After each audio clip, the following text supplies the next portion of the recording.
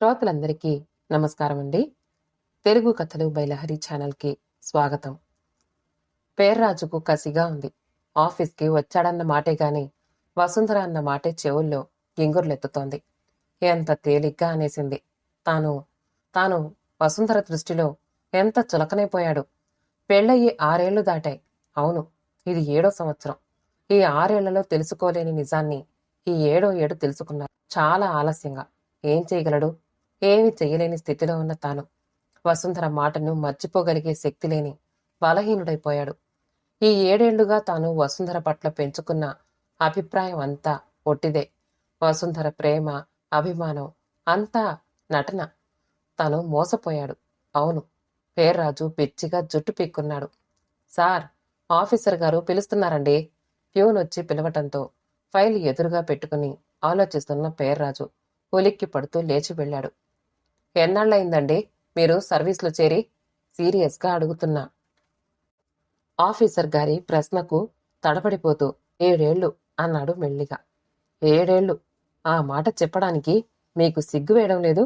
నిన్నగాక మొన్న చేరిన క్లర్కు గోపాలం డ్రాఫ్ట్ ఎలా రాశాడో చూడండి. ఒక్క తప్పు లేకుండా. మీ డ్రాఫ్ట్ చూడండి.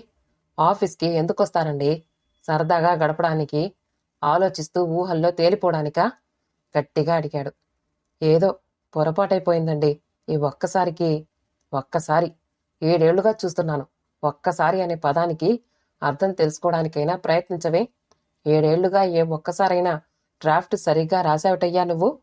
ఆఫీసర్ సంభాషణ బహువచనంలో నుండి ఏకవచనంలోకి మారడం గ్రహించలేదు పేర్రాజు. అతని ఆలోచనంతా మరోవైపు. కాని 7 ఏళ్లుగా ఏ ఒక్కనాడైనా తను డ్రాఫ్ట్ లెటర్ సరిగ్గా రాయలేదు. ఇలా మాట్లాడతాడే? అతనే తనను ఎన్నిసార్లు మెచ్చుకోలేదు? స్టాఫ్ అందరిలో కల్లా తాను కష్టపడి పని చేస్తానని, వర్కింగ్ అవర్స్లో కాలాన్ని ఏమాత్రం దుర్వినియోగం చేయకుండా పని చేస్తానని కదూ చాలాసార్లు అన్నాడు. మరి ఈరోజు అంటే నిజానికి తన పట్ల అతనికున్న సరైన అభిప్రాయం ఇదన్నమాట. ఇన్నాళ్ళు మాట్లాడినదంతా అబద్ధమనే కదూ, మొరమెచ్చుకోళ్లే కదూ. ఛ! ఏం మనిషి! పేర్రాజు ఆఫీసర్ పిలుపుకు కాదు, అరుపుకు ఆలోచిస్తున్న పేర్రాజు హడలిపోతూ చూశాడు. నిలబడి నిద్రపోతున్నారా ఏమిటి? కర్మ! ఛ! ఇటువంటి స్టాఫ్ని ఎక్కడా చూడలేదయ్యా. చచ్చా! అంటూ విసుక్కుని మరో 5 నిమిషాల్లో సరిగ్గా రాసి తీసుకురండి అంటూ ఫైలు విసిరేశాడు. గాలిలో తేలిపోతున్న ఫైల్ని అందుకుని సీటు దగ్గరకొచ్చాడు పేర్రాజు. పేర్రాజుకి మళ్లీ వసుంధర మాటలు గుర్తుకొచ్చాయి. 7 ఏళ్ల సంసార జీవితంలో ఏ ఒక్కనాడు నన్ను సుఖపెట్టరు. ఒక్క మంచి చీర కొనిచ్చారా? ఒక కొత్త నగ చేయించారా? అమ్మ వాళ్ళు పెట్టిన నగలన్నీ ఊడ్చేయడం తప్ప చేతకానితనం, పైగా బోలెడంత కోపం. ఎందుకు? ఏం చూసుకుని అలా విర్రవీగుతారు? మా మాస్టారు అంటూ ఉండేవారు, అసమర్థులకు ఉండేది, చేతనయ్యేది అదొక్కటేనని. ఎందుకలా ఉరిమి చూస్తారు? నేనేమంత తప్పుగా అన్నానని? వెధవ జానెడు పొట్టకు గుప్పెడు మెతుకులు ముష్టిలా పెడుతున్నారు అంతే. దాంతో బాధ్యత తీరిపోయింది అనుకుంటారు. నా కోరికలు, ఆశలు అన్నీ సమాధి చేశాను. ఎందుకంత రోషపడతారు? ఈ బ్రతుక్కి అదొక్కటే తక్కువైంది. కొడతారా? కొట్టండి. చేతకానమ్మకు మాటలెక్కువ, చెల్లని రూపాయికి గీతలెక్కువ అని కొట్టండి. మీ సమర్థత, గొప్పతనం అందరికీ తెలియాలిగా మరి. ఈ వెధవ సంసారం చెయ్యలేక ఈ దరిద్రపు పిల్లలతో వేగలేకపోతున్నాను.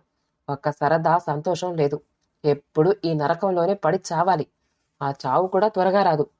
పేర్రాజు తల గట్టిగా విదిల్చి డ్రాఫ్ట్ రాసి పంపించాడు. అతని బుర్ర ఆలోచించటం మానేసింది.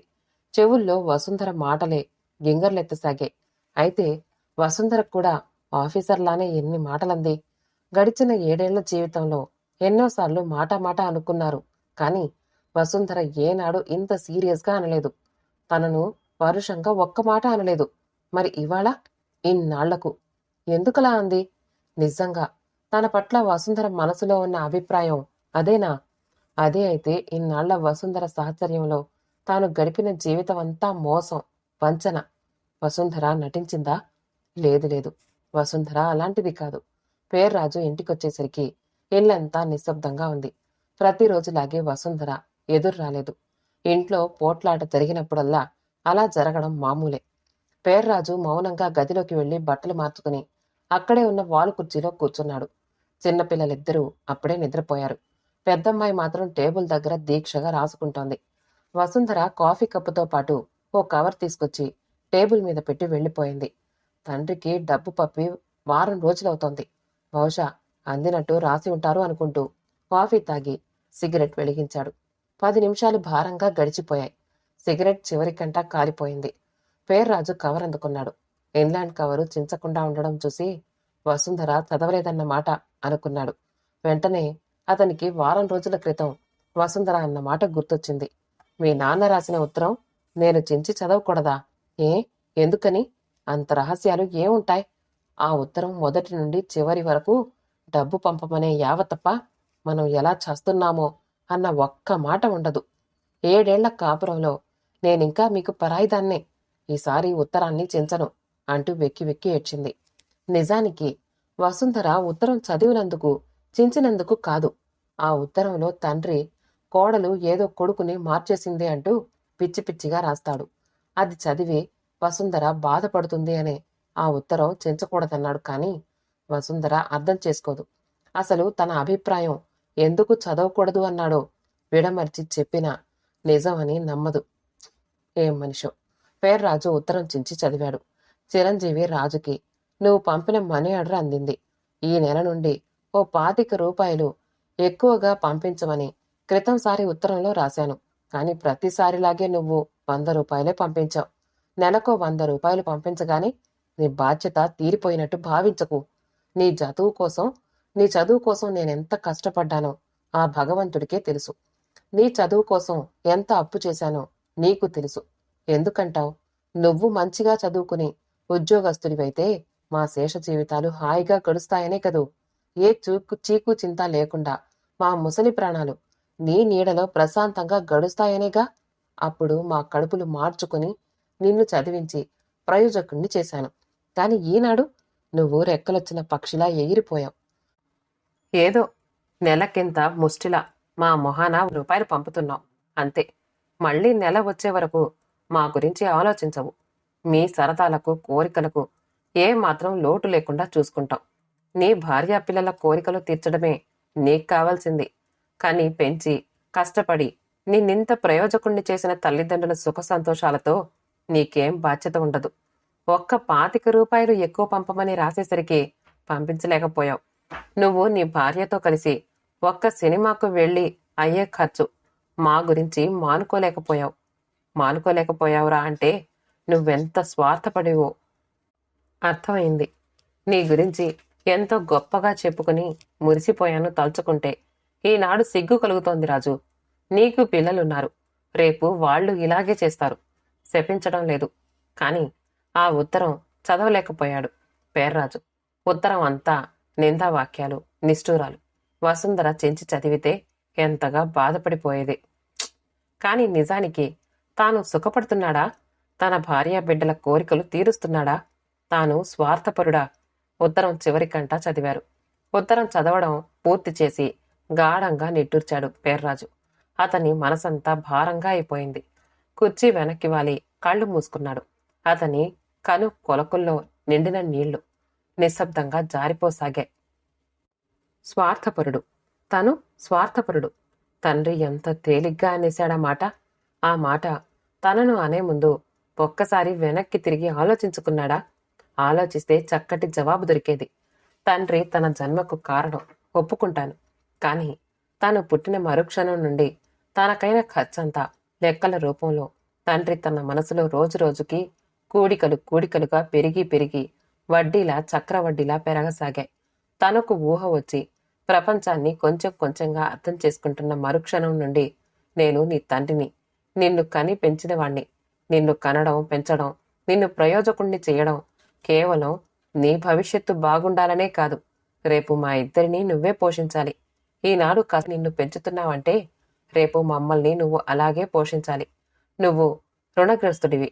నీ జీవితాంతం మాకు రుణపడి ఉండాలి అని పదే పదే హెచ్చరిస్తూ తనకు జ్ఞాపకం చేసేవాడు. ఒక కాబూలీ వాలాల ఇంటికి ఎవరొచ్చినా మా వాడి చదువుకి ఇంత ఖర్చవుతోందండి. అయితే రేపు వాడు సంపాదించి తప్పకుండా మమ్మల్ని పోషిస్తాడు. పోషించి తీరాలి కూడా. ఇలా ఉండేది ఆయన వాగ్ధోరణి. మొదట్లో కన్న కొడుకు మీద ఆ మాత్రం ఆశ పెంచుకోవడం సహజమే అన్నట్టుగా ఊహించుకుని ఒక్కసారి గర్వంగా తల ఎగరవేసేవాడు. కాని రాను రాను అతని ధోరణి తన పట్ల చాలా దారుణంగా పరిణమించసాగింది. తన కోసం ఖర్చు పెట్టే ప్రతి రూపాయి గురించి తాను ఎంత కష్టపడి సంపాదిస్తోంది వివరంగా చెప్పి రేపటి తన బాధ్యతను గుర్తు చేస్తూ ఉండేవాడు. వసుంధరను పెళ్లి చేసుకున్నాడన్న మాటే గాని ఆలోచిస్తే ఆమె కోరికలు ఆశలు ఏవీ తీర్చలేకపోయాడు. తాను తెచ్చిన కట్నం డబ్బుతో ఇల్లుని అందంగా తీర్చిదిద్దాలి అనుకుంది. అది తన తండ్రి దయ వల్ల వీలు కాలేదు. అందుకు ముందుగా బాధపడ్డా ఆ తర్వాత ఆ విషయాన్ని మర్చిపోయింది. పెళ్లైన ఓ సంవత్సరం ఆనందంగానే గడిచిపోయింది. ఆ తర్వాత వరుసగా పిల్లలు, అవసరాలు పెరిగాయి. ఖర్చులు పెరిగాయి. కాని తండ్రికి పంపే డబ్బు ఆపడం వీలు కాలేదు. కాస్త తగ్గించాడు. అది అది పెద్ద రాద్ధాంతమైంది. తనకున్న ఖర్చులు, అవసరాలు అన్నీ పక్కకు నెట్టి నెలకి 100 రూపాయలు పంపినా తండ్రి ఒక్కనాడు తృప్తి పడలేదు. వసుంధర తనను అర్థం చేసుకుందని, తన బాధను గుర్తించి ఓదారుస్తుందని అనుకున్న వసుంధర ఈనాడు ఎంత మాట అనేసింది. తను అతడు చేతకానివాడు. అసలు ఉదయం జరిగిందంతా తలుచుకుంటే తనకే ఆశ్చర్యం వేసింది. వసుంధర ఏనాడు 7 ఏళ్లుగా అనని మాట అనేసింది. ఏనాడు లేనిది ఇవాళ ఆఫీసర్. ఓహో! నాన్నా! పెద్ద పాప పిలుపుకి తలెత్తి చూశాడు. అమ్మ భోజనానికి రమ్మంటోంది నాన్నా. "ఉహుం, ఆకలిగా లేదమ్మా, మీరు తినేయండి" అన్నాడు.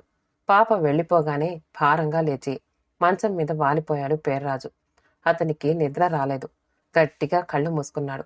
ఆఫీసర్ మాటలు ఓ పక్క, వసుంధర మాటలు మరో పక్క అతన్ని స్థిమితంగా ఉండనీయడం లేదు.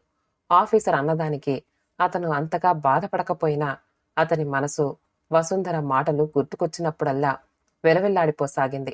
వసుంధరకు తానేమి ఇవ్వగలుగుతున్నాడో, ఏమి ఇవ్వలేకపోతున్నాడో తనకు తెలుసు. అంతేకాదు, వసుంధర తాను ఇచ్చిన దాంతోనే సంతృప్తి పడిపోయి తనను అర్థం చేసుకుని మసులుతోంది అని తెలిసి మనసులోనే తన అదృష్టానికి పొంగిపోయాడు. ఏనాడు వసుంధర మాటలో, నడవడిలో తన పట్ల అసంతృప్తి కనబరచలేదు. తనను ఎంతగా ప్రేమించిందో, అభిమానించి గౌరవించిందో తనకే తెలుసు. తాను చాలా అదృష్టవంతుడిని అనుకుని మురిసిపోయాడు. ఏనాడు నాకు ఇది కావాలి అని అడగలేదు వసుంధర. ఎవరైనా ఏదైనా కొనుక్కున్నప్పుడు నీకు కొనివ్వలేకపోతున్నాను వసు అని తాను బాధపడిపోతే చాలా తేలిగ్గా నవ్వేస్తూ తనను ఓదార్చేది తప్ప సాధించేది కాదు. పిల్లలు పుట్టి అవసరాలు పెరిగాక కూడా ఉన్న దాంట్లో అతి పొదుపుగా సంసారాన్ని సాగించే వసుంధర ఈరోజు ఏం జరిగిందని ఎందుకిలా అనేసింది? ఏది ఏమైనా ఇన్నాళ్లు మనసులో తన పట్ల ఆమె పెంచుకున్న అభిప్రాయం బయటికొచ్చింది. తన అసమర్థతను, చేతకానితనాన్ని, బలహీనతను అన్నింటినీ నిలదీసింది. అది ఏనాడు వసుంధర నుండి తాను ఆశించని ఎత్తిపొడుపు, అవహేళన. కాని తానేం చేయగలడు? మధ్యతరగతి సగటు మనిషి. అవన్నీ బిరుదులుగా ధరించి భరించాలే తప్ప ఏం చేయగలడు? అలా ఆలోచిస్తున్న పేర్రాజు కళ్లల్లో అనుకోకుండా నీళ్లు తిరిగాయి. తనకు తెలుసు తానేమిటో, తనకు బాగా తెలుసు. ఇటు పిల్లల అవసరాలు, సంసార బాధ్యత, అటు తండ్రికి పంపాల్సిన డబ్బు, పైగా నిష్ఠూరపు మాటలు, నలుగురి మధ్య తాను ఓ మామూలు గుమాస్తాగా మిగలడం అన్నీ గుర్తుకొచ్చి బాధపడిపోతే, నేనున్నాను మీకు తోడుగా, మీరు అవన్నీ మర్చిపోండి కాసేపు అంటూ తన గుండెల్లో దాచుకుని ఓదార్చే వసుంధర తనను ఎన్ని మాటలంది. ఆమె పరిశ్వంగంలో తన ఉనికిని, అస్తిత్వాన్ని మర్చిపోయి ప్రశాంతంగా గడిపే ఆ క్షణాలు ఏవి? అవన్నీ ఎదురు తిరిగే మనసుని అదిమి కదూ వసుంధర తనను వంచింది. కాని తనొక పిచ్చివాడు. కానీ పెంచిన తల్లి, తండ్రి తమ ప్రేమను డబ్బుతో కొలుస్తూ ఉంటే ఎక్కడో పుట్టి పెరిగి 20 ఏళ్ల తన జీవితాన్ని, మనసును తనకు అర్పించి కోటి కోరికలతో, గుండె నిండా ఆశలతో తనను పెళ్లాడి తన జీవితంలోకి వచ్చిన వసుంధర తన గురించి ఇలా ఆలోచించడంలో తప్పే ఉంది? పేలవంగా నవ్వుకున్నాడు పేర్రాజు. నవ్విన అతని కళ్ల నిండా నీళ్లు నిండుకున్నాయి. గదిలోకి వసుంధర వచ్చిన అలికిడి కావడంతో తన కన్నీళ్లు కనిపించకుండా అటువైపుకి తిరిగి దిండులో మొహం దాచుకున్నాడు. వసుంధర లైట్ ఆర్పేసి పడుకుంది. ఆ పూట పేర్రాజుతో పాటు వసుంధర అన్నం తినలేదు. ఉదయం మామూలుగా నిద్రలేచాడు పేర్రాజు. తన కాలకృత్యాలకు, కార్యక్రమాలకు ఎటువంటి లోపం, అంతరాయం కలగలేదు. మామూలుగా కంటే కూడా పోట్లాడుకున్నప్పుడు వసుంధర తన పనులన్నీ చకచకా చేస్తుంది. ఆఫీస్కి టైం అవ్వడంతో భోజనం వడ్డించింది. నాన్నలు, అమ్మ పిలుతోంది అంటూ వచ్చాడు చిన్న. వెళ్ళి కంచం ముందు కూర్చున్నాడు. వసుంధర అన్నీ కంచం దగ్గర అమర్చి వెళ్ళిపోయింది. రాత్రి తిననందుకేమో ఆకలిగా ఉండడంతో గబగబా భోజనం చేసి ఆఫీస్కి తయారవుతూ ఉంటే చిన్న వచ్చాడు. నాన్నలు, అమ్మ ఊరెళ్తుందట అన్నాడు. వెళితే వెళ్ళమను అన్నాడు కోపంగా. మమ్మల్ని తీసుకెళ్ళమంటావా? వద్దు అంటూ విసురుగా వెళ్ళిపోయాడు. ఊరెళ్తుందట, ఊరు భయపెట్టిస్తోంది. వెధవ సంసారం, వెధవ కొంప కొనుక్కున్నాడు. మధ్యాహ్నం వరకు అదోలా ఉండిపోయాడు పేర్రాజు. ఆ తర్వాత అతనికెందుకో మనసులో ఏ మూలో భయం లాంటిది కలగసాగింది. వసుంధర అలా ఎన్నడూ అనలేదు. అన్నది అంటే ఓ విధంగా దృఢ నిశ్చయానికి వచ్చినట్టేగా. వెళ్ళిపోతుందా? నిజంగా వెళ్తుందా? తనను వదిలి ఉండగలదా వసుంధర? పిల్లల్ని తీసుకెళ్లమంటారా అని అడిగిందంటే తనను వదిలి ఉండగలను అనే కదా. కాని తను ఉండగలడా? ఆ ఆలోచనే భరించలేకపోతున్నాడు. ఎలా? 4 దాటుతూ ఉండగా ఆఫీసు గారు పిలిచారు అంటూ ప్యూన్ రావటంతో మళ్ళీ ఏం వచ్చిందో అనుకుంటూ వెళ్ళాడు. రండి రాజుగారు, చాలా మర్యాదగా పిలిచాడు. నిన్నటికి ఇవాల్టికి ఎంత తేడా అనుకుంటూ విస్తుపోయాడు పేర్రాజు. హార్టీ కంగ్రాచులేషన్స్ అంటూ చెయ్యి అందుకుని మీకు ప్రమోషన్ వచ్చింది అన్నాడు. క్షణంసేపు పేర్రాజు మనసు మూగబోయింది ఆనందంతో. నిమిషాల్లో ఆ వార్త సెక్షన్ అంతా తెలిసిపోయింది. మీలాంటి హార్డ్ వర్కర్కు రావాల్సిందేనండి. మీ కృషి ఫలించింది. నాకు చాలా సంతోషంగా ఉంది. ఇంత చిన్న వయసులోనే మీరు గ్రేడ్ 2 ఆఫీసర్గా ప్రమోషన్ రావడం, ఓ అంటూ తన గురించి, తను పని పట్ల చూపించే శ్రద్ధ గురించి 10 మందిలో పొగిడి అందరికీ టీ పార్టీ ఇచ్చారు ఆఫీసర్ తన డబ్బుతో. ఆశ్చర్యంగా నిలబడిపోయాడు పేర్రాజు. ఆఫీస్ అయిపోగానే అతను పరుగులాంటి నడకతో బస్టాండ్ చేరుకుని బస్సు కోసం వెయిట్ చేయకుండానే ఆటో ఎక్కి ఇల్లు చేరుకున్నాడు. ఇంటికెళ్లేసరికి వసుంధర లోపల ఎవరితోనో మాట్లాడుతోంది. మా వారు చాలా మంచివారే శశి. నన్ను ప్రాణంగా చూసుకుంటారు. పాపం మా గురించి కష్టపడిపోతారు. కాని వెధవ గొర్రెతోక జీతం. మా మామయ్య వాళ్లకు మా వారొక్కరే. మరి మేమే కదూ ఆధారం. అటు వాళ్లను చూసుకోవాలి, ఇటు మమ్మల్ని చూసుకోవాలి. మా పెళ్ళప్పుడు కదూ ఆయన్ని చూశావు. ఓ, అప్పటికీ ఇప్పటికీ మనిషి ఎంతగా మారిపోయారని, ఎంతగా బక్కచిక్కిపోయారని. ఏమిటో వెధవ సంసారం అని నేను విసుక్కుంటానే కాని ఆయన ఒక్కనాడు విసుక్కోలేదు. చాలేవే, వచ్చినప్పటి నుండి బావగారి గురించి గొప్పలు చెప్పడమేనా? మరేదైనా మాట్లాడవు? నా సంసారం, నా పిల్లలు, మావారు తప్ప ఇంకెవరి గురించి మాట్లాడాలంటావు? నువ్వు ఇలా అంటున్నావు కాని ఉష అయితే ఇప్పటికీ తానెన్ని చీరలు కొంది, ఎన్ని నగలు చేయించుకుంది, నన్ను ఎలా వేధించి మరీ సాధించిందో చెప్పేది. ఉష మరీ బాధ్యత తెలియని చిన్నపిల్ల. మొదట్లో నేను అలాగే ఉండేదాన్ని. ఇదిగో ఈ పిల్లలు, ఈ సంసారం అన్నీ కుదిరాక వాటి గురించి అసలు ఆలోచనే రాదు. సరేగాని మీ బావగారొచ్చే వేళయింది. టిఫిన్ చేస్తాను.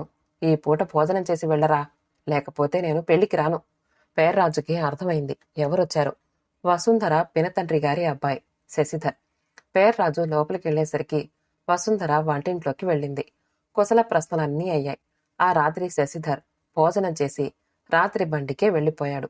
ఆ రాత్రి 2 అరచేతులు తల కింద పెట్టుకుని ఆలోచిస్తున్న పేర్రాజు దగ్గరగా వచ్చింది వసుంధర. పేర్రాజు గమనించనట్టే పక్కనే పడుకున్న బుజ్జిగాడితో మాట్లాడుతూ, రే బుజ్జిగా, ఈ చేతకాని వాడికి ప్రమోషన్ వచ్చింది రోయ్, ఆఫీసర్ అయ్యాడు అన్నాడు. వసుంధర చటుక్కున అతని నోరు మూసింది. నన్ను క్షమించండి. ఏంటో వెధవ కోపం, పిచ్చి పిచ్చిగా వాగాను. అసలు వెంటనే క్షమాపణ అడగాలి అనుకున్నాను. కాని చేతకానివాడు ప్రయోజకుడయ్యాడనా? ఛ, ఇప్పుడు నేనే ముందుగా క్షమాపణ అడగాలని వచ్చేసరికి మీరు బుజ్జిగాడితో ఎలాగైతేనే ఇన్నేళ్లుగా నీ మనసులో దాచుకుని అనలేని మాటను అనేశావు. కాదు, నా మనసులో మీ పట్ల అలాంటి భావం ఈనాటికీ లేదు. అసలు ఏదో నాకే తెలియదు. నిన్న ఎందుకలా అరిచాను. మిమ్మల్ని చాలా బాధ పెట్టాను కదూ, పాపిష్టిదాన్ని. నా మీద మీకు కోపంగా ఉంది కదూ. 4 తిట్టండి అంతేకాని నిన్న రాత్రి మీరు కళ్ళనీళ్లు పెట్టుకోవడం, నా జన్మలో మళ్ళీ అలాంటి క్షణం రాకూడదు, రానియ్యను అంది అతని మొహాన్ని 2 చేతులతో దగ్గరికి లాక్కుంటూ. ఇదంతా ప్రేమేనా? "ఉమ్, కాదు, గౌరవం, అభిమానం అన్నీ. ఎందుకో నీకు నేనేమివ్వగలను వసు? దీనికి బదులుగా నేను..." "ష్! మీ గుండె నిండా నా పట్ల ప్రేమ చాలు, చాలది. మరి ఇంకేమీ నేను కోరను" అంది మృదువుగా. పేర్రాజుకి అర్థం కాలేదు. నిన్నటి ఆఫీసర్ మాటల్లో కోపం, ఈనాడు మరోటి. అలాగే వసుంధర మాటలు. ఇదేమిటి? ఎందుకిలా జరిగింది? వసుంధరను అడిగాడు. ఎందుకంటే ఇది జీవితం కనుక. ఏం జరగకుండా సాఫీగా సాగిపోతే జీవితానికి అర్థం తెలీదు, అందం ఉండదు. వియోగం తర్వాత కలయిక ఎంతో హాయిగా ఉంటుంది. ఇవన్నీ రాబోదనానికి ముందుగా కురిసే చిటపటలు అంది వసుంధర. శుభం. కథ సమాప్తమండి. కథ నచ్చితే లైక్ చేయండి, షేర్ చేయండి, కామెంట్ చేయండి. మా ఛానల్ తెలుగు కథలు బై లహరిని సబ్స్క్రైబ్ చేసుకోండి. ఆల్ అనే బెల్ బటన్ని నొక్కండి. మళ్ళీ కలుద్దాం ఇంకో మంచి కథతో.